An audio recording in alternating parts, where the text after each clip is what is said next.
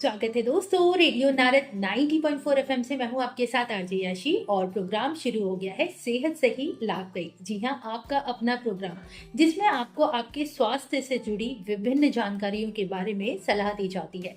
तो आइए आज का हम कार्यक्रम शुरू करते हैं एक ऐसे मुद्दे पर जहां फास्ट फूड खाना क्या डेंजरस है, आपकी हेल्थ के लिए बेनिफिशियल है, क्या ये आपको न्यूट्रिशन प्रोवाइड करता है या ये माल न्यूट्रिशन का शिकार भी बना सकता है। इस विषय पर हम बात करेंगे। आज की चॉइस फास्ट फूड खाना, बर्गर, पिज्जा, मोमोज खाना क्या आपकी हेल्थ के लिए सही है या सिर्फ ये आपको दो पल की खुशियां देती है। इस विषय पर बात करने के लिए आज हमारे साथ मौजूद हैं मंगलायतन हॉस्पिटल के जनरल फिजिशियन और सीएमओ डॉक्टर विजय कठाला सर, जिनको 3 साल का एक्सपीरियंस भी है। आइए उनका स्वागत करते हैं। सर नमस्कार, आपका बहुत बहुत स्वागत है रेडियो नारद में। सर, हम आज के विषय के बारे में सबसे पहले आपसे जानना चाहेंगे। बहुत सारे मूड स्विंग्स होते हैं और कहते हैं कि नॉर्मल खाना खाकर इंसान जल्दी बोर हो जाता है तो वो फास्ट फूड की तरफ अट्रैक्ट होता है और कहीं ना कहीं शाम के 5 बजे ऐसा मन करता है कि हमें फास्ट फूड चाहिए। तो ऐसी सिचुएशन को रोकने के लिए हम क्या करें और फास्ट फूड हमारे लिए कितना बेनिफिशियल है, हमारी सेहत के लिए कितना बेनिफिशियल है? देखिए, फास्ट फूड में बहुत सारे इंग्रेडिएंट होते हैं जो कि अपने को उन चीज़ों के लिए क्रेविंग करवाते हैं। जैसे कि अपने पास हाई सोडियम होता है, उसमें फ्राइड आइटम्स होते हैं, स्पाइसेस होती हैं, जिसकी वजह से बार बार उनको खाने का मन करता है। और जो अपना नॉर्मल फूड होता है उसमें शुगर कंटेंट भी कम रहता है, सॉल्ट भी कम रहता है, उसकी वजह से अपन ज़्यादा नहीं खा पाते हैं, बोर हो जाते हैं। लेकिन अपने हेल्थ के लिए यही चीज़ सही है। फ्राइड आइटम्स में हाई कैलोरी होती है, जिसकी वजह से जो लंबे टाइम तक कंज्यूम करते हैं फ्राइड आइटम, उसकी वजह से type 2 diabetes, chronic heart disease वगैरह इन सब के खतरे बढ़ते जाते हैं। जी सर, ये तो आपने बहुत ही खास जानकारी दी। बट मैं आपसे ये भी जानना चाहूंगी कि बर्गर, चाउमीन, मोमोज, ये कुछ ऐसे फास्ट फूड्स हैं जिन्हें अनहेल्दी कहा जाता है, उसके पीछे का कारण क्या है और वो हमारी बॉडी पर किस तरह की साइड इफेक्ट्स डालते हैं जिससे हम बीमार पड़ सकते हैं। देखिए, चाउमीन, बर्गर, मोमोज, इनमें मेन चीज़ ये होती है कि ये हाई टेम्परेचर पे फ्राइड किए हुए आइटम्स हैं। इनकी वजह से इनका न्यूट्रिएंट कंटेंट बिल्कुल ज़ीरो है। सिर्फ और सिर्फ हाई कैलोरीज दे रहे हैं अपनी बॉडी को। यह हाई कैलोरीज, हाई कार्बोहाइड्रेट जो अपने बॉडी में इकट्ठे होके और फिर उसके बाद में लीवर को डैमेज कराते हैं, ब्लड वेसल्स को डैमेज कराते हैं और उनमें सूजन लाते हैं, जिसकी वजह से फिर हार्ट अटैक्स के चांसेस बढ़ जाते हैं, कोलेस्ट्रॉल बढ़ जाता है अपनी बॉडी में। और ये सब लंबे टाइम पे चलता रहता है। तो जो पहले में 60-70 की एज में जो डिजीज़ होती थी, वो आज 40-30 की एजेज में हो रही है वो डिजीज़। तो इनको कम करना चाहिए। डेफिनेटली सर, बहुत ही खास बात बताई आपने। वही क्या फास्ट फूड ज्यादातर खाना माल न्यूट्रिशन का शिकार हो सकता है या क्या ये आपस में डायरेक्टली कनेक्टेड है, और अगर है तो वो कैसे? देखिए, ज़्यादा फास्ट फूड खाने से ये है कि अपना सैटाइटी सेंटर जो कि अपने ब्रेन में है, हाइपोथैलेमस में, वो सैटाइटी सेंटर सप्रेस हो जाता है ज़्यादा फास्ट फूड खाने से। मतलब अपना पेट तो भर रहा है लेकिन न्यूट्रिशन बिल्कुल नहीं मिल रहा। हाई कैलोरी डाइट है लेकिन न्यूट्रिशन कुछ भी नहीं मिल रहा अपने को। ना प्रोटीन सोर्सेज हैं उसमें, ना हेल्दी कोलेस्ट्रॉल है। तो सिर्फ और सिर्फ वो कार्बोहाइड्रेट है जो कि अपने को इंस्टेंट एनर्जी उस टाइम के लिए प्रोवाइड करेगा, लेकिन लॉन्ग टाइम के लिए ना तो अपने पास स्टेमिना, एक्सरसाइज करने के लिए कोई स्टेमिना नहीं होगा, किसी भी चीज़ के लिए कुछ नहीं बचेगा, मसल भी वीक होती जाएंगी और वो माल न्यूट्रिशन होता जाएगा उससे। जी सर, वही जैसे आपने कहा कि न्यूट्रिशन प्रोवाइड नहीं कर रहा, तो न्यूट्रिशन डाइट एक्चुअली में क्या है और वो हमारी बॉडी के किन ऑर्गन्स को बेनिफिट देता है? न्यूट्रिशियस डाइट अपन उसको बोलते हैं जिसमें कार्बोहाइड्रेट, प्रोटीन और फैट प्रॉपर अमाउंट में हो।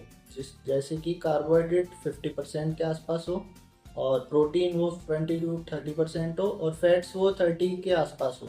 ये प्रॉपर हो। और जिसमें भी जो अपने पास कार्बोहाइड्रेट के सोर्सेज हैं वो कॉम्प्लेक्स कार्बोहाइड्रेट होने चाहिए, सिंपल कार्बोहाइड्रेट नहीं होने चाहिए। यहाँ सिंपल का मतलब ये है कि सिंपल शुगर, जैसे हनी, शुगर, ये सब चीज़ें नहीं होनी चाहिए। कॉम्प्लेक्स कार्ब होनी चाहिए, जैसे कि अपने पास होल ग्रेन फूड होना चाहिए, ब्राउन ब्रेड होनी चाहिए, ये सब अपनी डाइट में इंक्लूड होने चाहिए।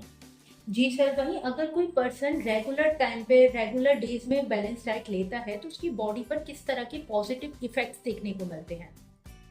देखिए, लंबे टाइम से आप प्रॉपर फूड ले रहे हो, प्रॉपर आपकी डाइट है, प्रॉपर एक्सरसाइज है, तो इसका हर एक चीज़ में बेनिफिट रहता है। जैसे कि अपनी मेंटल हेल्थ पूरी रहती है और उसके बाद में अपनी फिजिकल हेल्थ, अपन डिजीज़ फ्री रहते हैं और मूड स्विंग्स वगैरह ये सब बिल्कुल नहीं हो। और मेनली हर एक के लिए ज़रूरी होता है, क्योंकि अपन डेली रूटीन में अपने लिए वर्क करना ज़रूरी है, और वर्क को सुबह से शाम तक मेंटेन रखने के लिए अपन को प्रॉपर डाइट लेनी पड़ेगी, वरना अपन एग्जॉस्ट हो जाते हैं। सुबह का खाना खा के अपन 10-11 बजे तक एग्जॉस्ट हो जाते हैं, पूरे दिन का काम नहीं कर पाएंगे।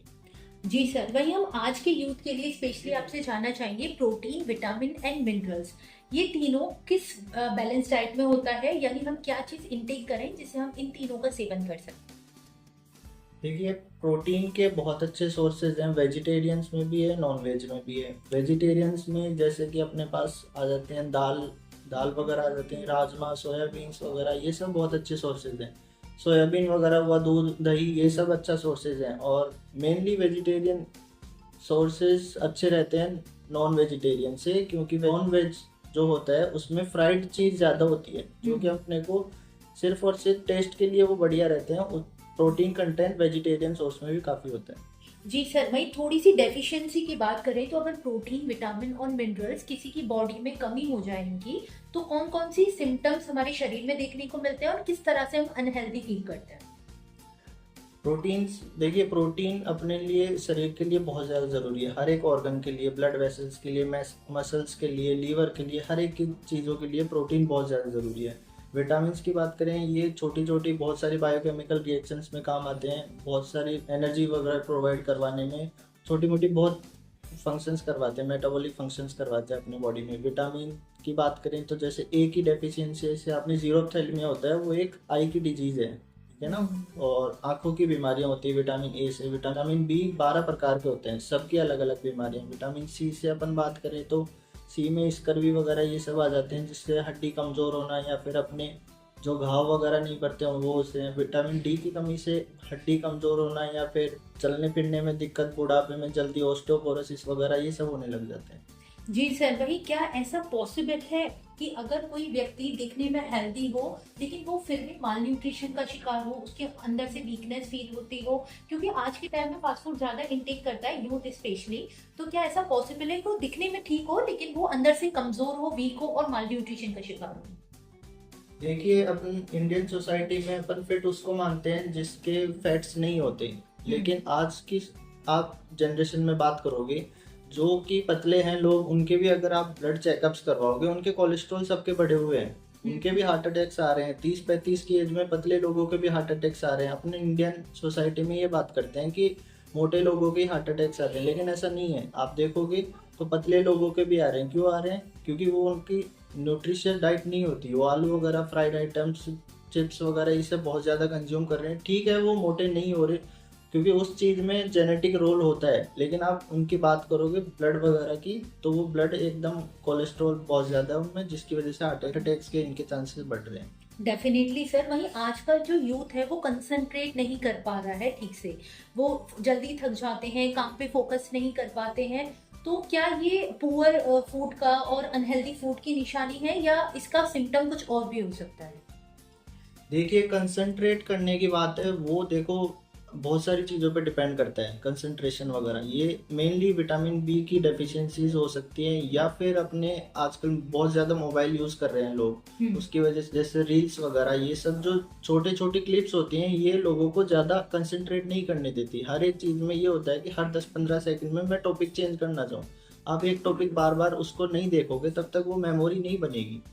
मेनली आपको प्रॉपर स्लीप, कम से कम आपको फ़ोन चलाना है पूरे दिन भर में, प्रॉपर डाइट वगैरह, प्रॉपर एक्सरसाइज, ये सब चीज़ों बदलोगे आप लाइफ में, तब जाके कंसंट्रेशन अच्छा हो पाएगा। बिल्कुल सर, वहीं आज की एज में अगर यूथ की बात की जाए स्पेशली, तो 30 साल की उम्र में उनको कमज़ोरी दिखने लगती है अपने अंदर और थकान फील हो सकती है, वो जल्दी जल्दी वर्क नहीं कर सकते, एक्टिव नहीं रह पाते हैं। तो ऐसी सिचुएशन में उनको क्या इनटेक करना चाहिए, क्या डाइट लेनी चाहिए जिससे वो अभी भी स्ट्रॉन्ग बने?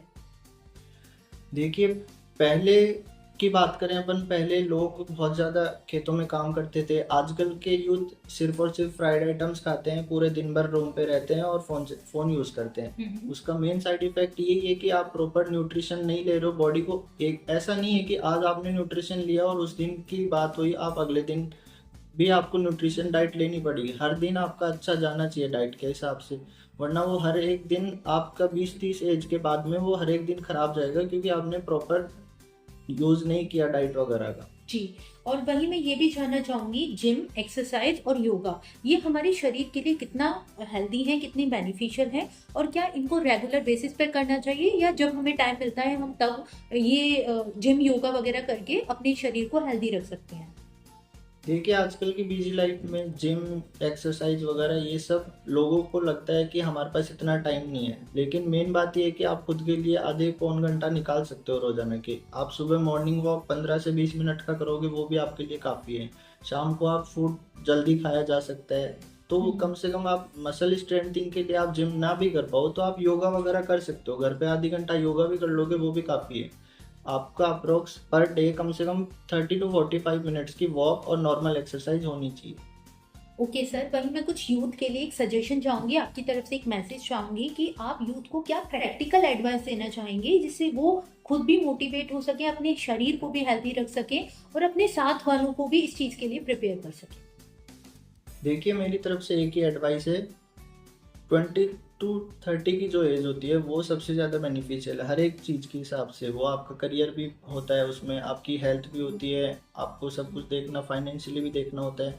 उस चीज़ में आप उस वाले पीरियड में आपको प्रॉपर एक्सरसाइज, प्रॉपर डाइट, क्योंकि डाइट बहुत ज़्यादा रोल प्ले करती है। आपकी 70 to 80% आपकी हेल्थ में डाइट रोल प्ले करती है। उसके बाद में आप एक्सरसाइज के लिए आप टाइम निकालो, रोजाना आधे पौन घंटा आप निकाल सकते हो। उसके साथ साथ आप 20 से 30 साल की उम्र में आपको पढ़ाई और करियर पे भी बहुत अच्छा फोकस करना चाहिए। डेफिनेटली सर, बहुत ही खास जानकारी दी आपने, और ना सिर्फ हमारे यूथ को मोटिवेट किया बल्कि हमारा शरीर, हमारी सेहत हमारे लिए कितनी बेनिफिशियल है इसके बारे में भी बताया। स्मार्ट एनजीओ का ये सेहत सही लाभकारी कार्यक्रम और रेडियो नारद आपको तहे दिल से धन्यवाद करता है। बहुत बहुत शुक्रिया सर। दोस्तों, आपकी सेहत आपके हाथ में है। आपको फास्ट फूड फ्लेवर तो देगा, लेकिन आपको न्यूट्रिशन जो देगा वो आपका फ्यूचर बना सकता है। एक बैलेंस डाइट आपके फ्यूचर को और स्ट्रॉन्ग और आपको काबिल बना सकती है। डिसाइड आपको करना है कि आपको एनर्जी चाहिए या टेस्ट चाहिए। फिलहाल मेरा वक्त हो गया है आपसे विदा लेने का, लेकिन जाते जाते आपसे कहना चाहूंगी इस बारे में सोचिएगा जरूर और मुझे दीजिए इजाजत। मैं हूँ आपके साथ आरजे याशी from the radio Narad 90.4 FM, जन जन की मंगलवाणी। Stay tuned.